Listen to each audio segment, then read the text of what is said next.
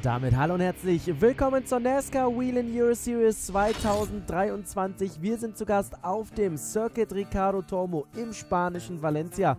Und heute stehen die ersten beiden Runden der Euro NASCAR 2 Meisterschaft auf dem Programm.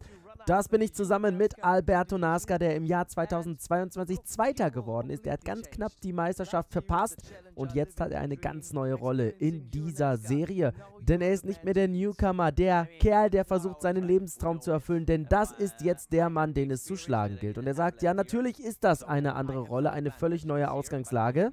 Man muss aber dazu sagen, die anderen Jungs, die haben natürlich auch die Erfahrung. Eigentlich hat sich dadurch nicht so viel verändert. Was ich aber schon beobachtet habe, ist, dass die Top-Fahrer in der Euro NASCAR 2 auf Euro NASCAR Pro-Niveau fahren. Also die könnten da schon in den Top 10 mithalten und das ist ein gutes Zeichen. Das zeigt nämlich, wie hoch das Level in der Euro NASCAR 2 Meisterschaft ist. Das heißt, auch wir könnten vorne in der Euro NASCAR Pro Meisterschaft mithalten. Jetzt die Frage, ob er etwas an seiner Vorgehensweise, an seiner Herangehensweise geändert hat.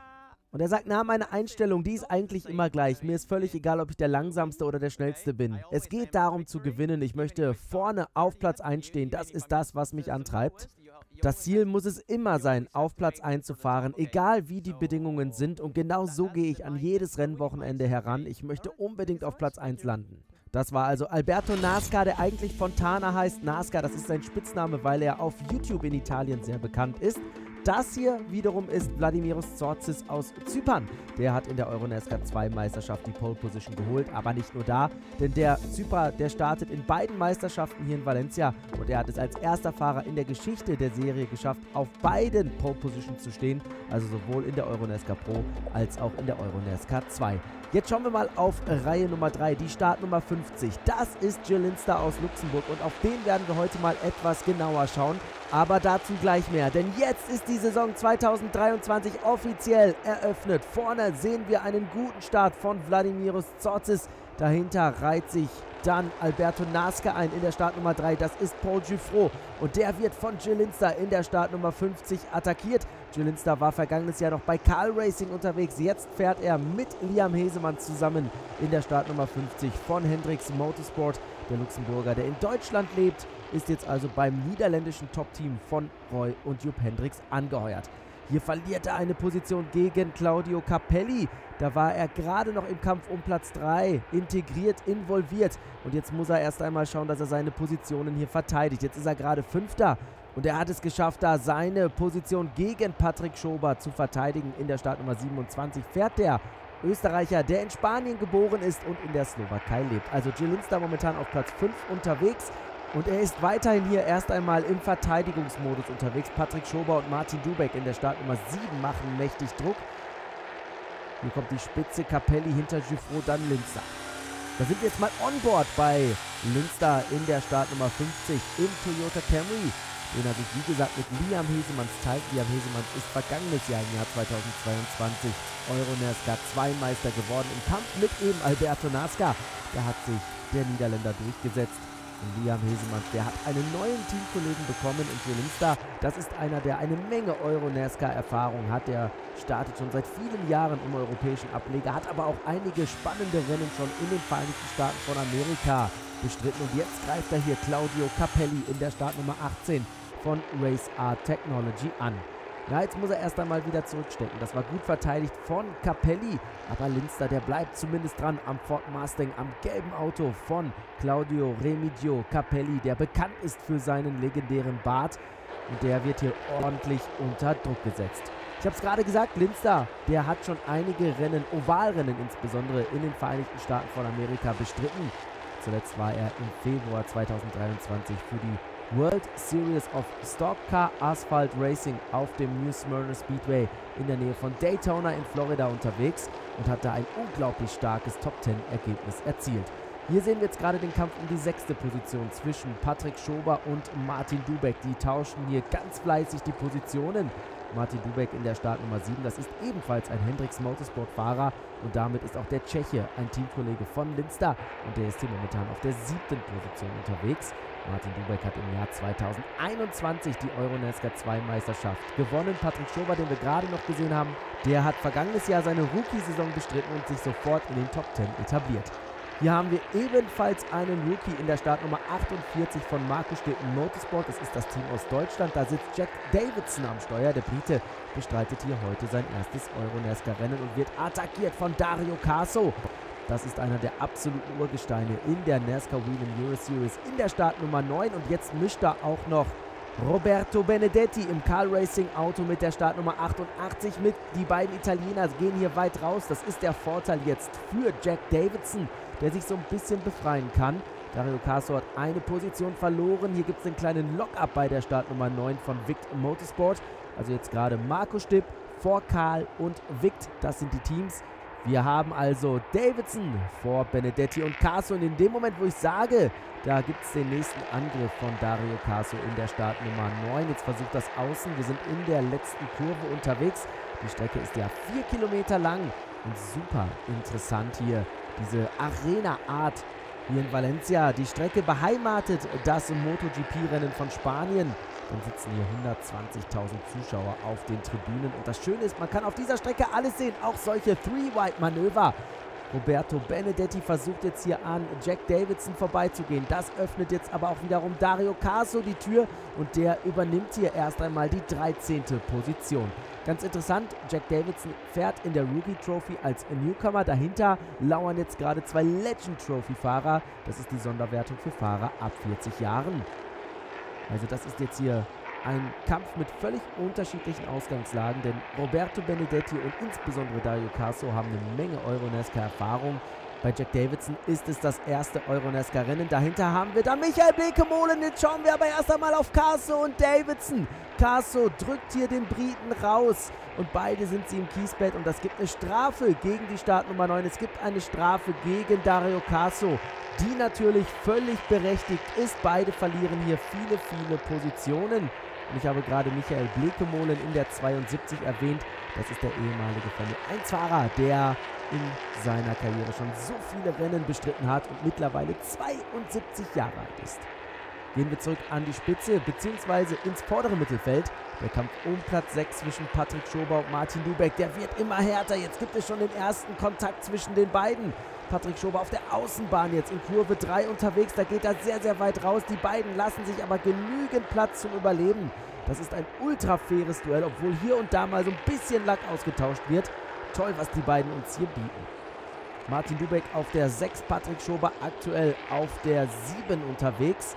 Aber es scheint so, dass hier dieses Duell noch nicht zu Ende ist. Patrick Schober mit der nächsten Attacke. Geht er an Martin Dubeck vorbei? So ist es.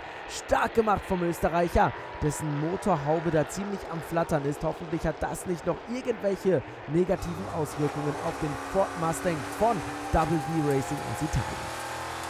Jetzt sind wir on board bei Martin Dubeck, also bei Jill Linsters Teamkollegen. Linster, der fährt übrigens weiterhin auf der 5. Position. Und jetzt geht es wieder drauf auf diese lange Startzielgerade, die insgesamt 800 Meter lang ist. Die nächste Attacke von Martin Dubeck. Die tauschen hier Runde für Runde, Kurve für Kurve die Positionen. Martin Dubeck, neuer 6. Dahinter lauert schon Riccardo Romagnoli. Der hofft natürlich, dass die sich irgendwie ins Gehege fahren. Dann könnte er gleich 2 Positionen gut machen. Konterversuch von Patrick Schober, das hat nicht funktioniert. Martin Dubeck bleibt weiterhin auf der 6. Position. Tolles Racing, das wir sehen. Genau das macht den Stocker bzw. den NASCAR-Sport aus. Nicht nur in den Vereinigten Staaten von Amerika, sondern auch in Europa. Das sind super enge, aber faire Zweikämpfe. Es wird ein bisschen Lack ausgetauscht, aber alles hält sich hier im Rahmen. Also die beiden bieten uns hier eine Blaupause. Und wieder sind sie nebeneinander und wieder gibt es einen Positionstausch zugunsten von Patrick Schober, der jetzt aufpassen muss. Da macht er die Lücke zum Glück noch gerade eben zu. Martin Dubeck kommt nicht vorbei, aber er versucht sich den Österreicher wieder zurechtzulegen. Jetzt geht es gleich wieder rauf auf diese Startzielgerade. Und dann werden wir wieder das nächste Drag Race zwischen den beiden sehen. Der Windschatten hat hier definitiv einen positiven Einfluss. Das sehen wir auch jetzt. Der Block von Patrick Schober kommt spät. Martin Dubeck kann sich wieder neben ihm setzen und in Kurve 1 gibt es das nächste Überholmanöver. Martin Dubeck wieder 6., Schober wieder 7. Riccardo Romagnoli schaut sich das Ganze mit etwas Sicherheitsabstand an, aber der Italiener in der 65 von The Club Motorsport kommt immer näher.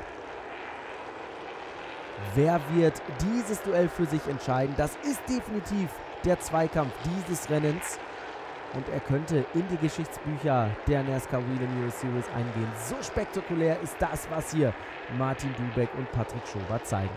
Das hier ist Vladimiros Tsortzis, der von der Pole Position aus gestartet ist und immer noch auf der ersten Position liegt. Der Zyprer im Diensten von Academy Alex Caffey Motorsport. Er fährt hier wohl seinen ersten Saisonsieg ein. So ist es. Schwarz-weiß gerätes Tuch. Im Jahr 2022 hat Tsortzis hier in Valencia seinen ersten Sieg geholt. Jetzt wiederholt er das Kunststück im Jahr 2023. NASCAR wird Zweiter, Giuffreau Dritter. Und Jelinsta, der hat noch davon profitiert, dass Capelli da in der letzten Runde sehr weit zurückgefallen ist. Er wird also Vierter. Solides Ergebnis für Jelinsta, während wir hier den Sieger sehen, Vladimiros Tsortzis. Wir schalten runter in die Victory Lane. Da stehe ich schon bereit für das Siegerinterview.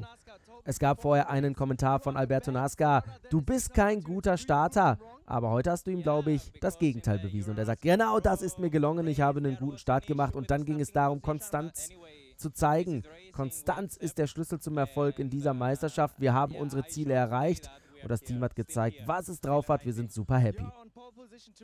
Morgen wird er wieder von der Pole Position aus starten. Und da sagt er, da werde ich wieder versuchen zu zeigen, was ich drauf habe. Das hier ist der Kampf des Rennens. Am Ende hat sich Martin Dubek durchgesetzt. Und wir hören mal rein, was die beiden Protagonisten zu sagen haben. Auf der linken Seite Martin Dubek von Hendricks Motorsport.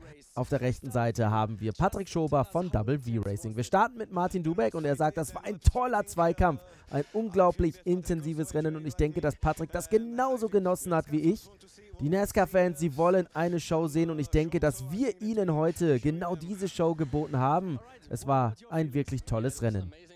Auch Patrick Schober ist hier voller Lob. Er sagt, es war ein toller Kampf. Erst einmal danke an Martin Dubek, der hier so fair und so sauber gefahren ist. Ich hoffe, dass wir noch weitere solche Zweikämpfe in dieser Saison sehen können. Ich muss sagen, mir fehlen so ein bisschen die Worte.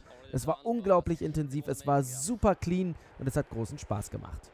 Das hier ist Alberto Nascar, der Runner-Up der Saison 2022. Er wurde Zweiter in der Startnummer 54 von Carl Racing. Er teilt sich das Auto in diesem Jahr mit Gianmarco Ercoli. Und er sagt, ja, in diesem Rennen erwischt Tsortzis ausgerechnet einen guten Start. Aber so ist es manchmal. Er war einfach zu schnell für uns. Wir sind nicht hinterhergekommen.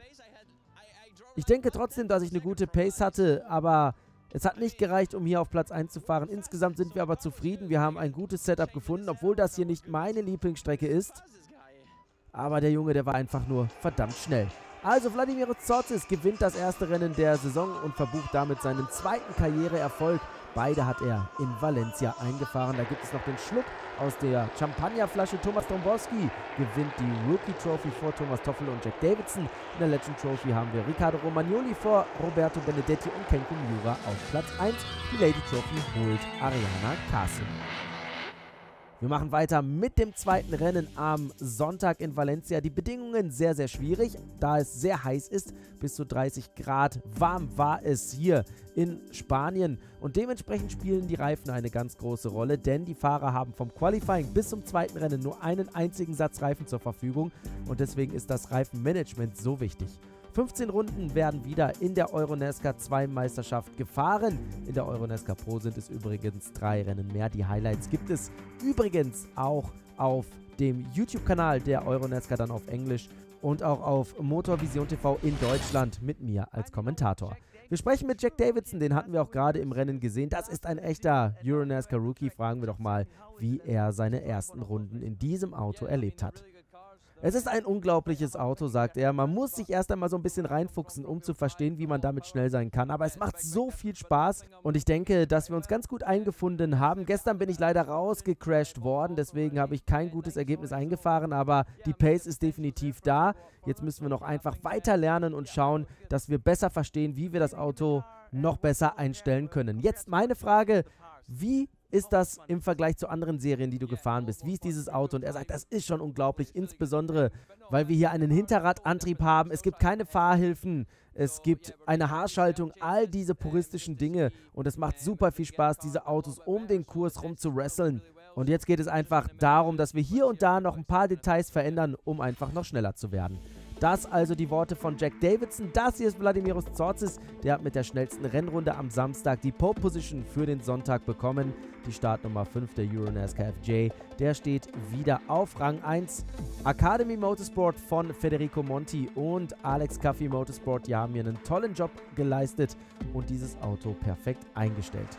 Es geht los, Zortzis neben NASCAR, dahinter dann Paul Giffrot neben Jill Linster. Jill Linster startet in diesem zweiten Rennen von der zweiten Startreihe aus. Da haben wir das Auto mit der 50, das graue Auto auf der linken Seite. Da sticht er mal ganz kurz raus und versucht Alberto NASCAR zu überholen. Jetzt geht er sogar auf die Außenbahn. Linster fährt da über diese weiß-orangenen Linien der Boxenausfahrt, kann sich aber an NASCAR nicht vorbeikämpfen.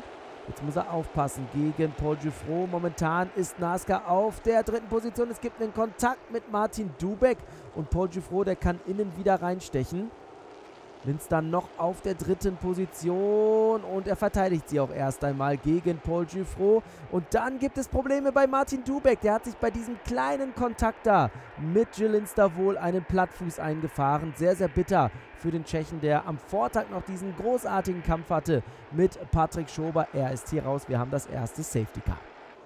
Es ist das erste Safety Car in dieser Saison. Die Samstagsrennen sind beide ohne Unterbrechungen über die Bühne gegangen. Und dieses Mal, in diesem Jahr, hat die Rennleitung hier einen guten Job gemacht und natürlich auch die Track Marshals. Da ging es ganz, ganz schnell weiter mit der grünen Flagge. Zortzis gegen NASCAR, das nächste Startduell und wieder kann sich Vladimiros Zortzis durchsetzen. Also Alberto NASCAR, der bekommt das hier ordentlich um die Ohren gehauen. Seine Aussage, dass Zortzis kein guter Starter sei. NASCAR versucht es jetzt gegen Zortzis und Linster versucht die zweite Position zu übernehmen. Da haben wir den Luxemburger gerade auf der Innenbahn gesehen gegen NASCAR, die beiden nebeneinander. Schafft es Jill Linster? Nein, er muss erst einmal wieder zurückziehen. Jetzt versucht das wieder gegen NASCAR, aber der ist gut auf dem Apex. Und jetzt hat Linster so ein bisschen den Schwung verloren und er muss Paul Giffrot wieder durchlassen. Damit ist die dritte Position für unseren Luxemburger erst einmal weg, aber an der Spitze scheint es jetzt richtig eng zur Sache zu gehen. Zortzis gegen NASCAR, dann Giffrot und Linster. Diese vier haben sich hier ordentlich abgesetzt. Hier haben wir die 5, die 54, die 3 und die 50. Dahinter folgt dann die Startnummer 66. Das ist Thomas Dombrowski, der für Team Blekemolen an den Start geht. Und er ist momentan der beste Rookie. Er wird angegriffen von Claudio Capelli in der 18 und Patrick Schober in der Startnummer 27. Das ist der Kampf um die 5. Position. Und bisher macht das Thomas Dombrowski hier wirklich stark. Er hält sich vor seinen Konkurrenten. Und das, obwohl er hier ein Rookie ist. Die beiden dahinter haben zumindest schon mindestens ein Jahr Erfahrung in der Euro NASCAR. Bei Capelli und Schober ist es genau ein Jahr jeweils. Jetzt sind wir on board bei Capelli, beim Italiener, der auch in der Legend Trophy startet für Fahrer ab 40 Jahren. Und der kommt hier an Thomas Dombrowski vorbei und womöglich kann sich auch Patrick Schober jetzt an der 66 vorbeischieben. Na, hier noch nicht. Hier hat momentan noch Dombrowski die Nase vorne. Dann haben wir die 27 hinten an der 66 dran. Capelli, der kann sich absetzen. Und jetzt schauen wir mal, Kurve 1. Gibt es da den Angriff von Patrick Schober? Nein, noch nicht. Der ist ganz kurz so ein bisschen rausgezuckt. Aber eine ernste Attacke fährt er da nicht. Capelli 5. Dombrowski noch 6. Jetzt kommt aber der Angriff von Patrick Schober. Aber das ist auch sehr, sehr fair. Also Dombrowski sieht da, dass er keine Chance hat, den Patrick Schober hinter sich zu halten. Und dann lässt er die Tür einfach auch mal ein bisschen auf. Zweikämpfe funktionieren nur, wenn beide Parteien mitspielen. Und hier versucht er dann auch einfach mal zu kontern, auch wenn es da einen kleinen Kontakt gibt. Aber den hat er da sogar ziemlich zu spüren bekommen. Eigentlich war das ein Angriffsversuch. Jetzt muss er sich erst einmal wieder zurück an Patrick Schober herankämpfen. Vladimiros Zortzis hat vorne alles im Griff. Der scheint hier in Valencia so richtig aufzublühen. Der Zyprer, der vergangenes Jahr hier seinen ersten Karrieresieg gefeiert hat. Am Samstag hat er Saisonsieg Nummer 1 eingefahren. Er führt aktuell die Euro NASCAR 2 Meisterschaft an, obwohl er eigentlich nur geplant hatte, in der Euro NASCAR Pro zu fahren. Da das Cockpit aber frei war, ist Zortzis auch in der Euro NASCAR 2 Meisterschaft an den Start gegangen. Wenn er jetzt hier beide Rennen gewinnen sollte, bin ich mal gespannt, wie er sich entscheidet, wie er im Jahr 2023 weitermachen wird. Kenko Miura, der Japaner, versucht jetzt hier an Thomas Dombrowski vorbeizukommen. Dombrowski, der Franzose, der wehrt sich hier mit allen Mitteln, aber Kenko Miura, der wird alles geben, um an der 66 vorbeizukommen. Das ist der Kampf um die 7. Position. Dombrowski hat noch die Nase vorne und jetzt mischt auch Dario Caso im Vict Chevrolet mit. Martin Dubek, der musste an die Box in der Safety-Car-Phase, um den Reifen wechseln zu lassen. der da nach diesem Kontakt mit Zilinska kaputt gegangen war. Und jetzt versucht sich der Tscheche wieder nach vorne zu kämpfen. Einige Positionen hat er schon gut gemacht. Hier haben wir den Kampf um die 5. Position. Patrick Schober ist momentan 6. Capelli im gelben Ford momentan 5. Schafft es der Österreicher am Italiener vorbei. Die beiden geben sich hier ein tolles Duell. Dahinter haben wir gerade Dąbrowski, Miura und Caso gesehen. Und jetzt sind die beiden schon Side by Side. Tolles Manöver von Patrick Schober. Kommt er da wirklich an Capelli vorbei? Er bremst ein bisschen später. Die nächste Kurve ist eine sehr schnelle Rechtskurve. Und das war toll gemacht von Patrick Schober, der damit neuer 5. ist. Claudio Capelli muss sich jetzt erst einmal mit der 6. Position zufrieden geben. Das wäre toll für Patrick Schober, hier ein Top-5-Ergebnis einzufahren. Der hat im vergangenen Jahr schon immer mal wieder gezeigt, wie viel Talent er hat. Vladimiros Tsortzis ist mittlerweile vorne an der Spitze, auf und davon. Alberto Nasca kommt einfach nicht hinterher. Der Car-Racing-Fahrer hat seine Probleme mit dem Circuit Ricardo Tormo. Aber Vladimiros Tsortzis, dem scheint die Strecke hier in Spanien perfekt zu liegen. Er kommt jetzt hier über die Ziellinie und gewinnt auch das 2. Rennen. Und damit hat er 80 Punkte auf dem Konto nach dem ersten Rennwochenende. Alberto Nasca wird 2. vor Paul Giffrot. Unser Luxemburger Zilinska wird 4. vor Patrick Schober und Claudio Capelli. Thomas Dąbrowski wird 7. vor Dario Caso. Also der Supra wieder in der Victory Lane. Wieder darf Academy Alex Caffi Motorsport hier feiern. Es gibt noch die zyprische Flagge natürlich. Auch die muss immer mit dabei sein und dann schalten wir runter in die Victory Lane. 2 Rennen, 2 Siege, das ist meine Frage hier. Und er sagt, ja, ich bin natürlich super aufgeregt, es war ein tolles Rennwochenende. Wir haben gezeigt, wie konstant wir sein können und das ist der Schlüssel zum Erfolg. Wir sind da, wir sind schnell und jetzt sind wir hungrig auf mehr. Da haben wir Martin Dubek, da wollen wir natürlich wissen, was da im Zweikampf mit Zilinska vorgefallen ist. Das war ja ein teaminternes Duell zwischen den beiden.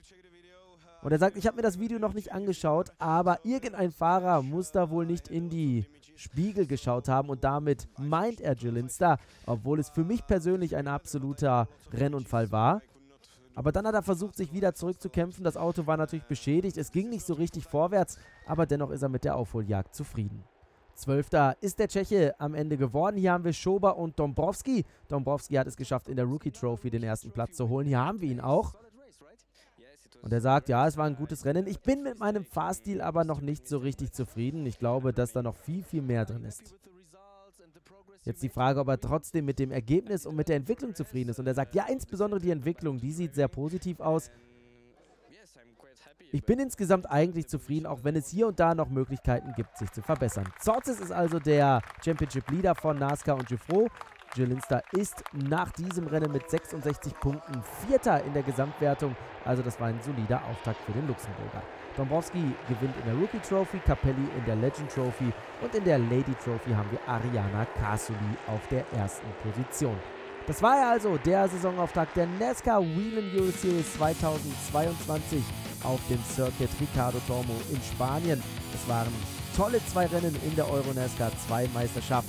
Und wir schauen natürlich auch beim nächsten Mal wieder rein, wenn es heißt NASCAR Action aus Europa. Dann geht es auf den Indy Circuit von Brands Hatch.